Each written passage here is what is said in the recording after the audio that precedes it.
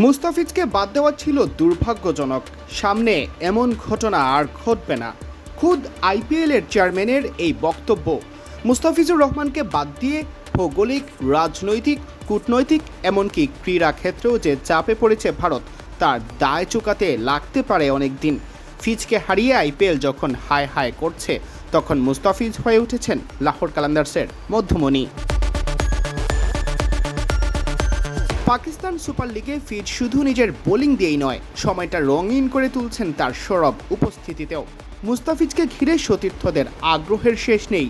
উবাইদ শাহ তো বলেই দিয়েছিলেন, ফিজকে নিয়ে গড়া দলটার পেস লাইন আপ পিএসএলেরই সেরা, আর সেই সেরা লাইন আপের অন্যতম সেরা পেসার, কাটার মাস্টার সব আলো কেড়ে নেবেন, এই তো স্বাভাবিক। টুর্নামেন্ট শুরুর আগে রমিজ রাজা বলেছিলেন, মুস্তাফিজ অধিনায়ক হলেও ভালো করবেন। অবশ্য 3 বার শিরোপা জেতানো শাহিন আফ্রিদিই আছেন লাহোরের কাপ্তানের ভূমিকায়। তবে ফিজও যেন এই দলের ক্যাপ্টেন। অলিখিত সেই ক্যাপ্টেন যেন আগলে রেখেছেন ভিন দেশের দলটাকে। তাই সতীর্থ থেকে টিম ম্যানেজমেন্ট সবার কাছেই ভীষণ প্রিয়।